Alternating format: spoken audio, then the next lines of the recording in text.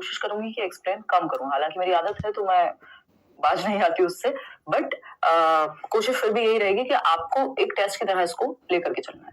ठीक, इसका पीडीएफ आपको विद आंसर्स मिल जाएगा टेलीग्राम चैनल पे।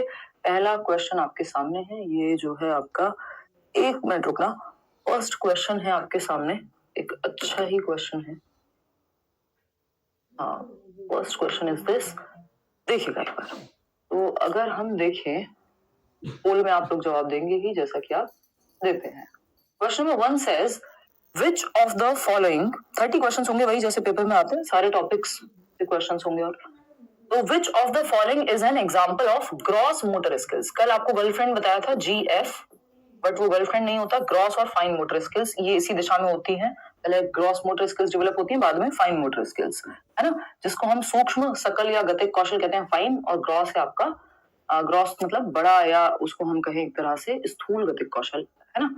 तो फटाफट से बताना है ग्रॉस मोटर स्किल्स कौन सी है इसमें, या स्थूल ग्राम जिसमें बड़ी मांसपेशियों का प्रयोग हो, बिग मसल्स, ग्रॉस का मतलब ये बिग, ठीक है ना, बिग मसल्स। तो बिग मसल्स का प्रयोग स्केचिंग में होता है, कल ही बताया था, स्केच बनाने में तो भाई आपकी ये उंगलियों यानी हैंड्स और आई की मसल्स का जहां प्रयोग हो वो फाइन मोटर है। तो ये क्या है, फाइन मोटर है।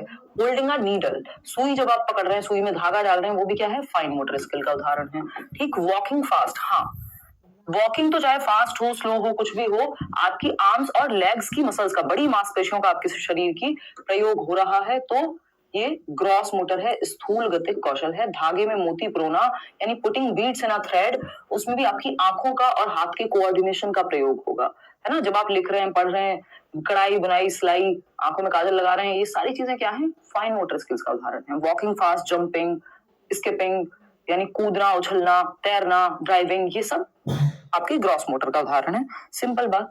चलिए आगे बढ़ते हैं क्वेश्चन नंबर 2 पर। क्या पूछता है क्वेश्चन नंबर 2?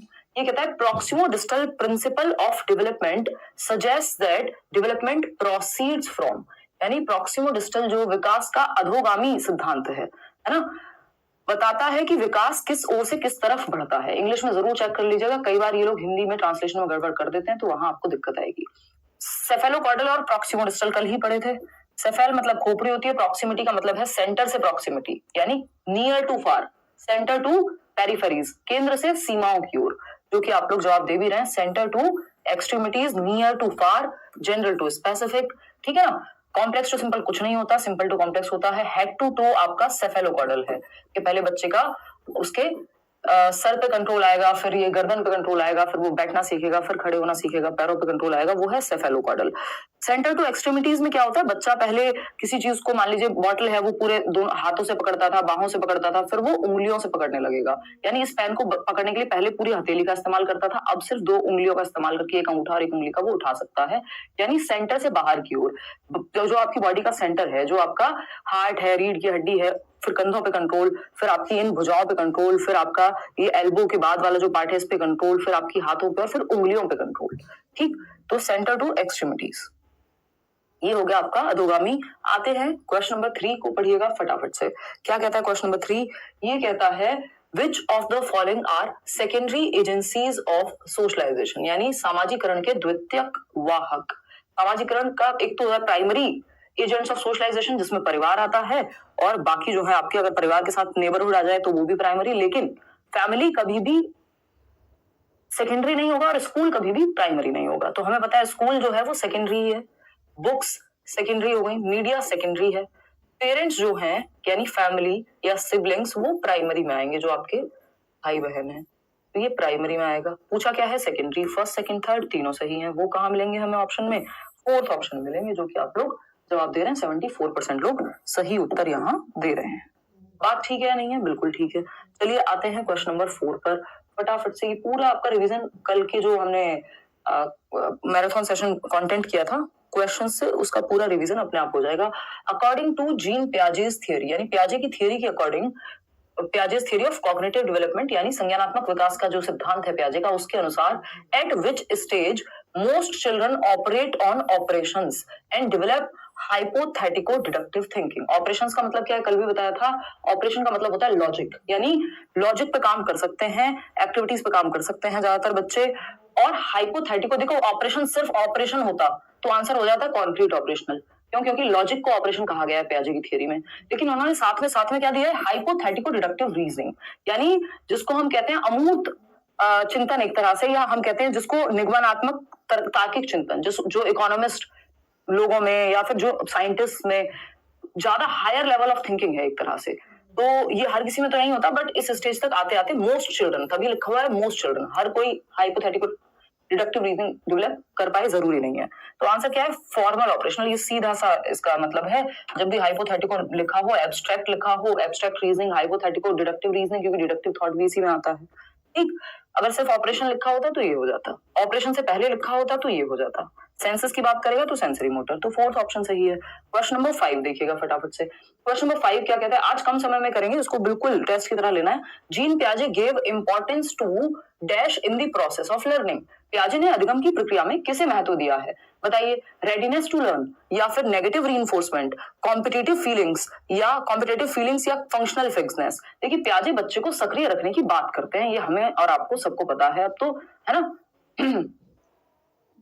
आज बस ज्यादा से ज्यादा क्वेश्चन कराइए, कल तो डिटेल में पढ़ लिए हैं। ठीक है राशिद, स्पीड पकड़ते हैं। तो अगर हम बात करें, हमें पता है पियाजे, देखिए कभी भी पियाजे की, वाइगोस्की की, ये बात मैं कल बताना भूल गई थी, वैसे क्वेश्चंस में कई बार बता चुकी हूँ। कंस्ट्रक्टिविस्ट लोगों की जब भी बात होती है, रचनावादी लोगों की, वो मीनिंग मेकिंग की बात करते हैं, यानी अर्थ निर्माण की बात करेंगे, बच्चों को एक्टिव रखने की बात करेंगे, और वो कभी भी रिवॉर्ड और पनिशमेंट की बात नहीं करेंगे। पूरे पेपर में रिवॉर्ड पनिशमेंट से बचना है आपको, ये नेगेटिव है। तो नेगेटिव, एक पॉजिटिव नेगेटिव वर्ड्स का भी एक सेशन होगा कल। आपकी हिंदी की मैराथन है, हिंदी पेडागोजी की, ठीक है। तो रीइंफोर्समेंट की बात पियाजे नहीं करेंगे। कंपटीशन की, फंक्शनल फिक्सनेस तो प्रॉब्लम होती है कि आप किसी समस्या को एक ही ढंग से सॉल्व करें, वो तो लर्निंग में एक समस्या है एक तरह से।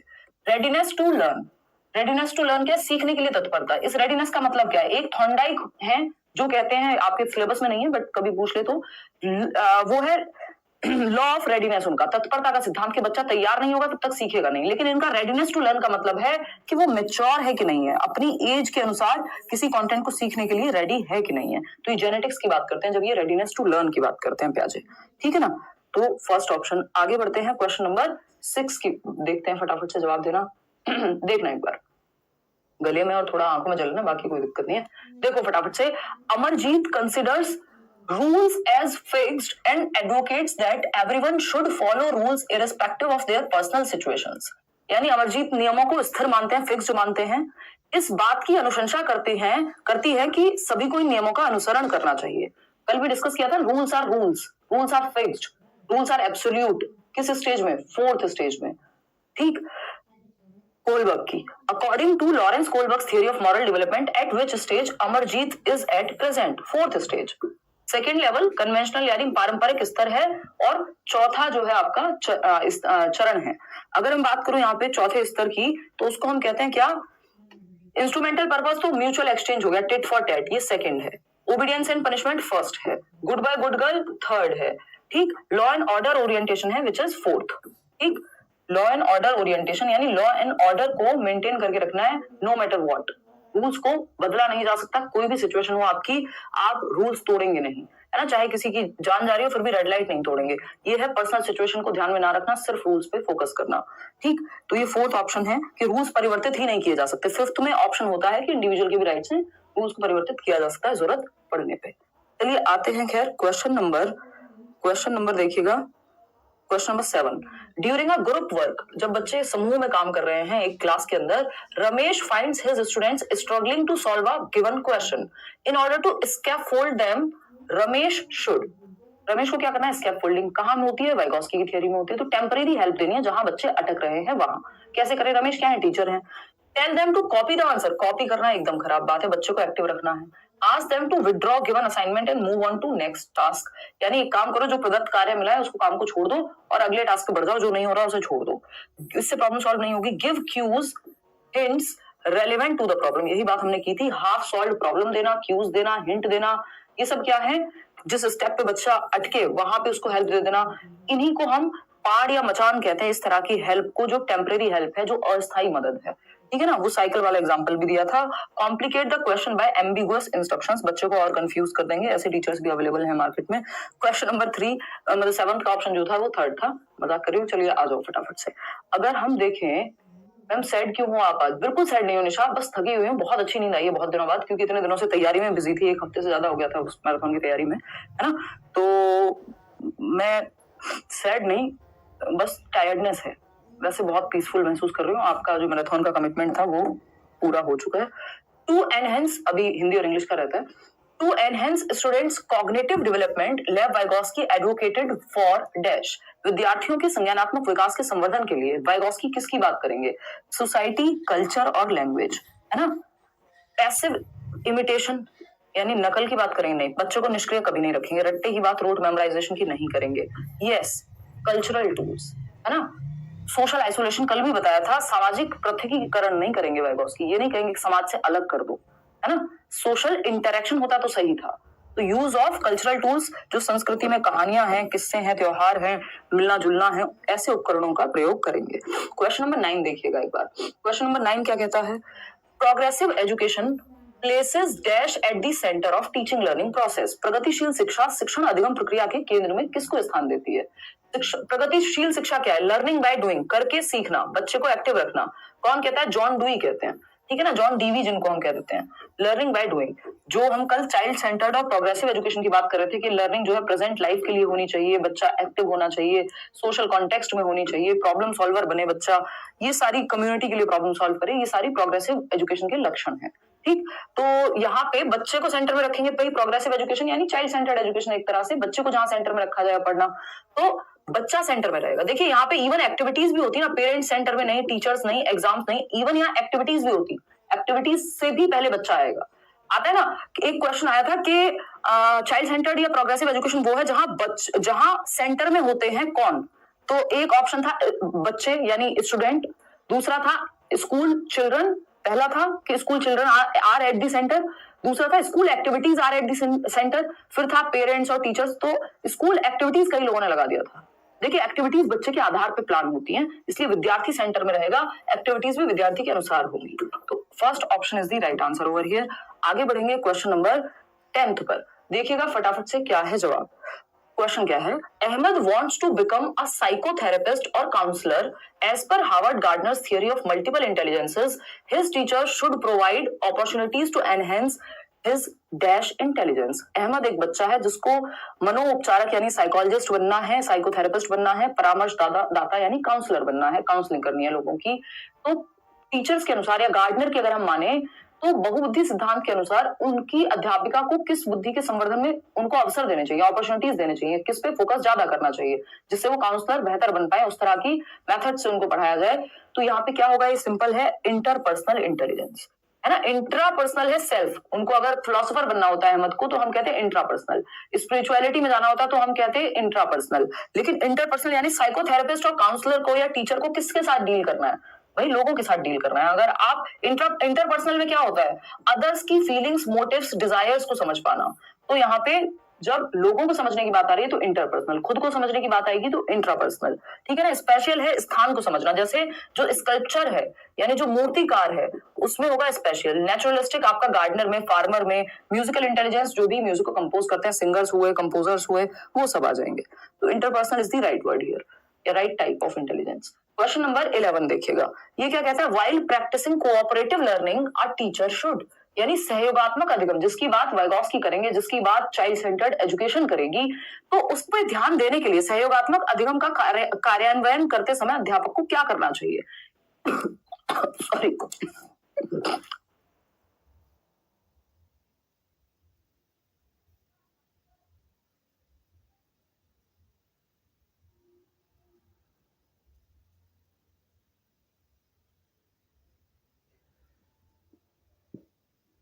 अब पोल सही नहीं आ रहा है, कोई बात नहीं, मैनेज कर लो यार। वो आपका इंटरनेट में भी थोड़ी बहुत दिक्कत हो सकती है, इस वजह से आगे पीछे दिख रहा होगा शायद, एक बार चेक कर लेना। यहाँ से तो ओके। आज यार गले में दिक्कत हो गई है, आज गर्म पानी से थोड़ा सा ध्यान रखूंगी। लगातार बोलने से ना, कल मैराथन जो इतना बड़ा था। देखिएगा एक बार, हाँ बहुत बढ़िया एवाईसी, बहुत बढ़िया कह रहे हैं, दोनों पेपर क्लियर किया पिछली बार। चलिए आ जाइए, अगर हम क्वेश्चन नंबर 11 की बात करें, व्हाइल प्रैक्टिसिंग कोऑपरेटिव लर्निंग यानी सहयोगात्मक अधिगम का जब हम प्रैक्टिस कर रहे हैं तो क्या करें? बच्चों को एक्टिव रखेंगे, सेम एबिलिटी बेस्ड ग्रुप नहीं, मिक्स्ड एबिलिटी, क्योंकि सेम एबिलिटी सारे बच्चे मैथ्स में ही अच्छे हैं यदि, तो अगर किसी को लैंग्वेज में दिक्कत होगी तो कौन हेल्प करेगा। तो कल भी बात की थी मैंने, हेट्रोजेनस ग्रुपिंग करनी है अगर करनी पड़े तो। हेट्रोजेनस क्या होता है? मिक्स्ड एबिलिटी ग्रुपिंग, जिसमें अलग अलग एबिलिटी वाले बच्चे हों, विषम समूह। Instruct students to follow only prescribed procedure, जी नहीं, रेस्ट्रिक्ट यूज ऑफ डिस्कशन, नहीं, सॉरी, बच्चे को तो हमें एक्टिव रखना है। Make groups of diverse learners, ये बात एकदम सही है कि अगर आप कोऑपरेटिव लर्निंग की बात कर रहे हैं तो विभिन्न क्षमताओं वाले बच्चों को एक ग्रुप में रखिए, जिससे क्या होगा कि अलग अलग बच्चे एक दूसरे से डिफरेंट डिफरेंट स्किल्स सीख पाएंगे। जो मैथ्स में दिक्कत आती है जिसको, वो दूसरे बच्चे से मैथ्स सीख पाएगा, जो मैथ्स में अच्छा है वो दूसरे से लैंग्वेज सीख पाएगा। In a classroom discussion on cricket, cricket पे एक चर्चा हो रही है क्लासरूम में, a teacher is giving more chances to boys than girls, by doing so he is, यानी जब क्रिकेट पे चर्चा हो रही है क्लासरूम में, तो एक टीचर है जो लड़कों को ज्यादा प्रेफरेंस दे रहे हैं डिस्कशन में, चर्चा में, लड़कों को ज्यादा जवाब देने के ऑप्शन दे रहे हैं, लड़कियों को कम, क्योंकि उन्हें लगता है कि क्रिकेट जो है लड़कों को पता होगा, उसके बारे में ज्यादा इंटरेस्ट लड़कों का ही होगा। अब ऐसा हो भी सकता है, लेकिन उसका रीजन क्या होगा? क्योंकि हमने सोसाइटी में ऐसी ही चीजें चली आ रही हैं, वो भी एक स्टीरियोटाइप है। तो इसका मतलब ये नहीं है कि हम पार्टिसिपेट करने का मौका ना दे लड़कियों को। तो अगर किसी भी एक जेंडर को प्रेफरेंस दी जा रही है किसी भी एक्टिविटी में, अगर डांस या म्यूजिक में लड़कियों को प्रेफरेंस दे, तो वो जेंडर बायसनेस है, जेंडर स्टीरियोटाइप है एक तरह का। स्टीरियोटाइप में बायसनेस अपने आप छिपी हुई होती है। दोनों में से एक ही ऑप्शन मिलेगा ऐसे ऑप्शन में आपको, कॉम्बैटिंग स्टीरियोटाइप थ्रेट, भाई रूढ़िबद्ध धारणा को चुनौती दे रहे हैं वो। अगर लड़कियों को प्रेफरेंस दे रहे होते क्रिकेट में तब हम मान सकते थे, क्योंकि उसमें क्या होता, एक तरह से आप जेंडर स्टीरियोटाइप को चैलेंज कर रहे हैं। जो फील्ड माना जाता है कि स्टीरियोटिपिकल मैन के लिए है, उसमें अगर आप फीमेल्स को भी ऑप्शन दे रहे हैं ज्यादा, तो वो इक्विटी का उदाहरण होता, जो कि यहाँ है नहीं। प्रैक्टिसिंग जेंडर बायस, बिल्कुल सही बात है, पक्षपात, किसी एक पक्ष में झुके हुए हैं, पूर्वाग्रहों का पालन कर रहे हैं, सिंपल बात। फिर क्या है? एंश्योरिंग जेंडर इक्वालिटी, कोई इक्वालिटी का उन्होंने ध्यान नहीं रखा जब एक को प्रेफरेंस दे रहे हैं। ब्रेकिंग जेंडर स्टीरियोटाइप्स, कोई जेंडर स्टीरियोटाइप को ब्रेक नहीं कर रहे हैं, बढ़ावा दे रहे हैं, प्रमोट कर रहे हैं, प्रमोटिंग जेंडर स्टीरियोटाइप, ये सही होता अगर होता तो। चलिए आगे बढ़ते हैं क्वेश्चन नंबर 13 पे, तो फटाफट से बताइएगा और फिर हम आगे बढ़ेंगे। कल के सेशन में मजा आया, लेकिन पता नहीं लगा 6:30 घंटे का। शुरुआत में तो दिक्कत हुई, वो ढोल वोल बजने लग गए थे जब, है ना। जो लोग सुबह तक जगे रहे भाई, मतलब रात भर तक क्लास तक रुके रहे, उनकी बहुत ही ज्यादा प्रशंसा करनी पड़ेगी हमें। चलिए आ जाइए आप फटाफट से, समझते हैं कहानी क्या है। देखना एक बार, अगर हम बात करें यहाँ पे 47% लोग सेंटर नहीं दिखा रहा, क्या करें? सेंटर अभी आ जाएगा ना, अभी एडमिट कार्ड फाइनल थोड़ी आ गया होगा। देखो एक बार, अगर हम बात करें 13 का सेकंड कह रहे हैं ज्यादातर लोग, चलिए देखते हैं। In a class of diverse learners या वेरिड लर्नर्स, जहां विभिन्न या विविध पृष्ठभूमि से आने वाले शिक्षार्थी हैं, तो वहां पे टीचर को क्या करना चाहिए? सबको साथ लेके चलना है। Group students based on their performance in exams, जो फर्स्ट आ रहा है उसको अलग ये नहीं करना, रैंक नहीं करना, लेवल नहीं करना बच्चे को। Set and maintain expectations of success from all, सभी से सफलता की अपेक्षाएं करनी एवं बनाए रखना, यानी टीचर की एक्सपेक्टेशन पॉजिटिव होनी चाहिए बच्चे से, क्योंकि टीचर की एक्सपेक्टेशन का प्रभाव बच्चे की लर्निंग पे पड़ेगा। तो आपको ये नहीं मानना कि कोई एक धर्म से, एक जाति से, एक समूह से आ रहा है तो वो नहीं सीख पाएगा। सभी से सफलता की अपेक्षाएं कि हर बच्चा सक्सेसफुल या सक्सेस पा सकता है एग्जाम में, ओवरऑल सीखने में, लाइफ में सीख सकता है हर बच्चा। तो आप एक तो set and maintain expectations of success from all. अब सक्सेस सबके लिए डिफरेंट हो सकती है, इसका मतलब ये नहीं सब फर्स्ट आएंगे। जो बच्चा जिस क्षेत्र में अच्छा कर सकता है उसको उस तरफ आप कह रहे हैं कि उसके लिए आपने एक्सपेक्टेशन सेट की है। फिर आता है third, divide students based on their socio economic context, divide तो करना ही नहीं है बच्चे को। Practice standardised curriculum and method of assessment, कल ही बात की थी, फ्लेक्सिबल करिकुलम चाहिए, आपकी एनईपी भी यही कह रही है, लचीलापन, है ना, जहां चेंजेस संभव हो, रिजिड नहीं, स्टैंडर्डाइज्ड नहीं, ठीक। तो ऑप्शन जो है वो बी ही सही है, आप लोग जवाब दे भी रहे हैं। क्वेश्चन नंबर 14 देखिएगा फटाफट से, फॉर्मेटिव असेसमेंट यानी रचनात्मक आकलन। एक है सबमेटिव असेसमेंट, है ना, जो at the end of the term होगा, या तो हाफ ईयरली, ईयरली, है ना, एविडेंस जजमेंट, इन सब के लिए होता है। फॉर्मेटिव जो है, फॉर्मेटिव असेसमेंट किसके बेसिस पे होगा? रचनात्मक आकलन एक्टिविटीज बेस्ड होगा, only at the beginning of the session नहीं, throughout the session for all students, बिल्कुल during the teaching learning process, साल भर जो है कंटिन्यूटी में फॉर्मेटिव असेसमेंट चलेगा सभी विद्यार्थियों के लिए पूरे सत्र के दौरान। कभी FA1 हो रहा है, कभी FA2, कभी कोई एक्टिविटी, ठीक है ना। एंड में तो SA होगा, एंड में या टर्म एंड हो या ईयर एंड हो, only for students facing learning challenges नहीं। तो B option is the right answer. सभी के लिए होगा, सभी के बारे में पता लगेगा। क्वेश्चन नंबर 15 देखिएगा फटाफट से।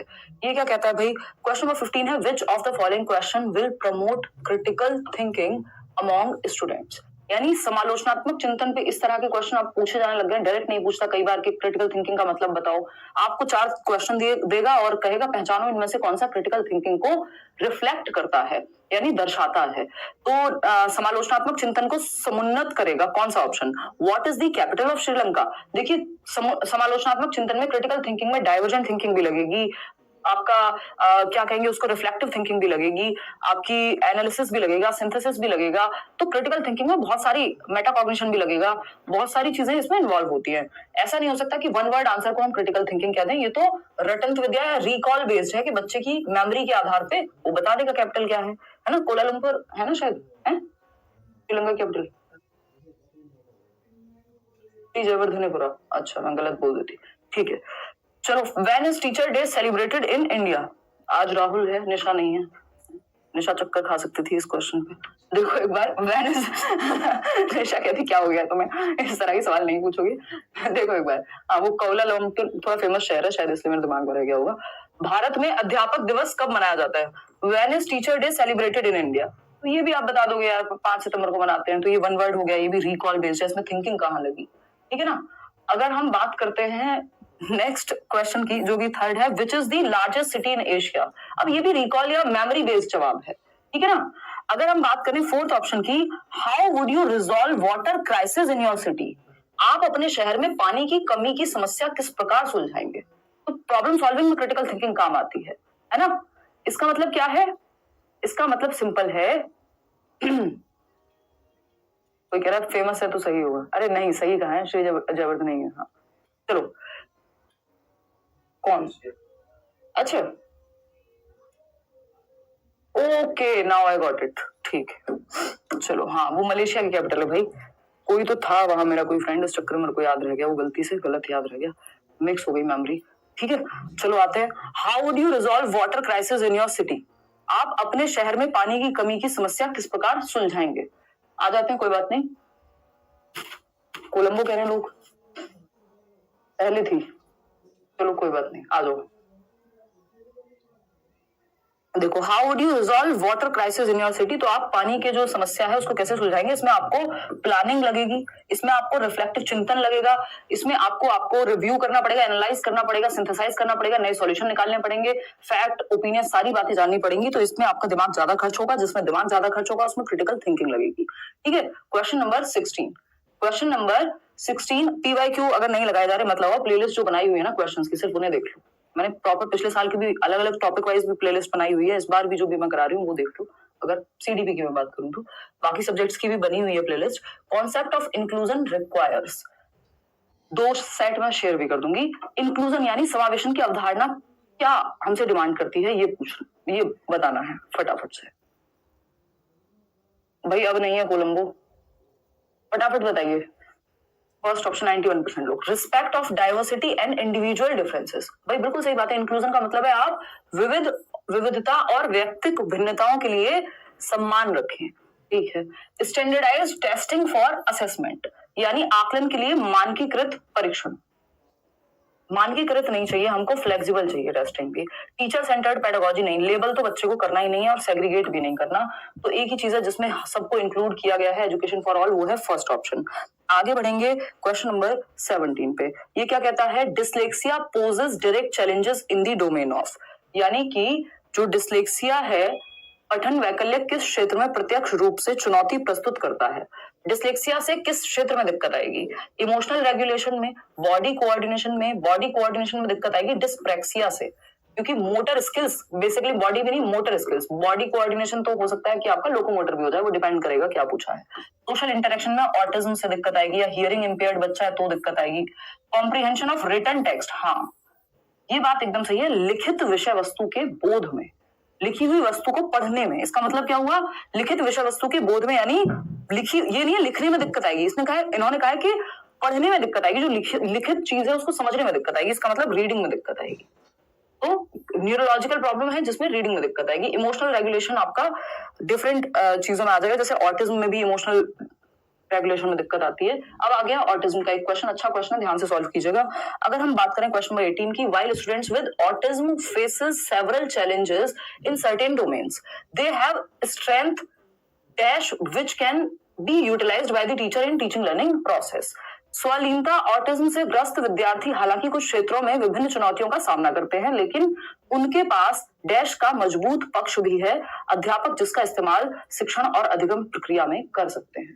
फटाफट से बताइए क्या जवाब होगा, बताओ जल्दी। अब देखना इसमें घूम गए आप लोग, है ना।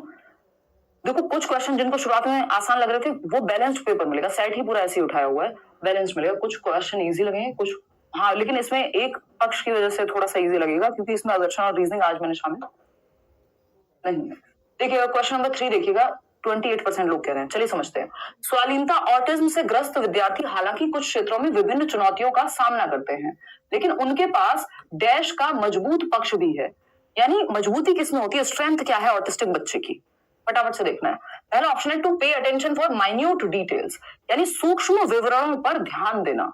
अभी समझेंगे, हमें नहीं पता, है ना, क्योंकि किसी को नहीं पता, यहाँ पे कोई जवाब सही दे ही नहीं रहा है। सब 24% 31% लोग बस थर्ड ऑप्शन कह दे रहे हैं, जो कि गलत ही है ना।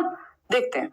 फॉर सोशल कम्युनिकेशन, भाई इसमें तो उनको चैलेंज फेस करना पड़ता है कि वो सामाजिक संप्रेषण में, बातचीत में उनको दिक्कत होती है, तो ये तो चैलेंज है। हमें स्ट्रेंथ पूछा है कि स्ट्रेंथ कहाँ होती है उनकी। Of expressing themselves without hesitation in front of large groups, जो लोग, ये 31% लोग जवाब दे रहे हैं थर्ड है। थोड़ा बहुत पानी वानी ढूंढ लो यार। सबसे पहले ऑटिज्म में हम यही बात करते हैं कि बच्चे को सोशल गैदरिंग में, कम्युनिकेशन में दिक्कत होती है, हेजिटेंट होता है वो बहुत ज्यादा, उसके आसपास अगर लोग ज्यादा हों तो वो बिल्कुल अच्छा महसूस नहीं करता, है ना। माय नेम इज खान का जवाब भी दिया था। तो स्वयं को बड़े समूहों के सामने बिना हिचक के व्यक्त करना, यहाँ तो कम्युनिकेशन में वैसी दिक्कत है यार, है। और आप कह रहे हो कि बिल्कुल मोदी जी टाइप भाषण दे देगा ऑटिस्टिक बच्चा, नहीं यार, है ना। फिर आता है of easily adjusting to frequent changes in schedule, ये भी बहुत बड़ी समस्या होती है, चैलेंज होता है ऑटिस्टिक बच्चे के जीवन में। जो स्वालीनता वाला बच्चा है कि उसकी दैनंदिनी में या जो स्केड्यूल में यदि रोज रोज बहुत ज्यादा परिवर्तन या आसपास सराउंडिंग में भी बहुत ज्यादा चेंज अगर हो गया तो वो परेशान हो जाता है, क्योंकि एडीएचडी नहीं है ये कि ध्यान लगाने में दिक्कत है। ऑटिस्टिक बच्चे कई बार बहुत, मतलब ऐसा नहीं है कि दिमाग की कमी नहीं है, लेकिन ये जो बार बार अगर फ्रिक्वेंट चेंजेस हैं, चाहे वो स्केड्यूल में हो, चाहे दिनचर्या में हो, चाहे आसपास की सराउंडिंग में हो, तो वो उससे दिक्कत में आ जाता है। इसका मतलब क्या हुआ, स्ट्रेंथ एक ही बचती है कि to pay attention for minute details. भाई जब हम ये कहते हैं, ये आपका कॉमन सेंस वाला क्वेश्चन था कि जब हम ये कहते हैं कि जो ऑटिस्टिक बच्चा है अगर उसकी सराउंडिंग में कुछ भी चेंज होता है तो वो परेशान हो जाता है। इस रूम में आपने ये चीज यहाँ से उठा के वहां रख दी या पूरा चेंज कर दिया, वो कंफर्टेबल महसूस नहीं करेगा। इसका मतलब क्या हुआ, इसका मतलब कहीं ना कहीं ये हुआ कि माइन्यूट डिटेल पे भी फोकस है बच्चे का, है ना।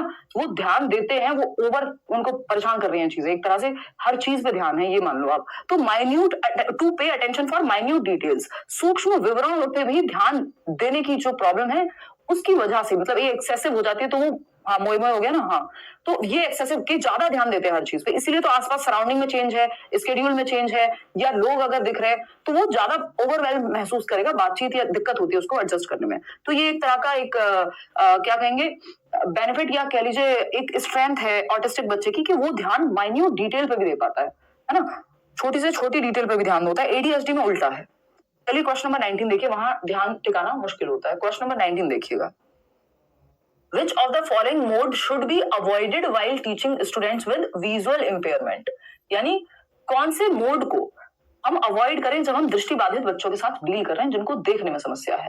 पहला ऑप्शन है verbally explaining the content written on board, यानी शामपट पर लिखित विषय वस्तु की मौखिक रूप से व्याख्या करना, यानी जो ब्लैक बोर्ड पे लिखा है उसको वर्बली एक्सप्लेन कर दो, ये तो अच्छी बात है। जो बच्चे को दिखाई देने में समस्या है, विजुअली इंपेयर्ड है, उसको मदद मिल जाएगी, है ना। कई लर्नर्स होते हैं जो अपने यहाँ भी कमेंट आता है कई बार कि हम मतलब विजुअली इंपेयर्ड हैं, तो आप जब क्वेश्चन लिखा है तो ये मत कहो कि पोल दे दो और खुद बताओ, पहले साथ साथ पढ़ भी दिया करो।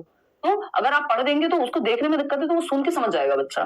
प्रोवाइडिंग टैक्टाइल मैप्स, यानी टच एंड फील वाले मैप्स, ब्रेल लिपि टाइप की चीजें जिसको स्पर्श किया जा सके, नुकीली, मतलब वैसी चीजें जो जिनको टच फील किया जा सके, नुकीली कह लो कई बार, लेकिन वो ज्यादा शार्प नहीं होना चाहिए।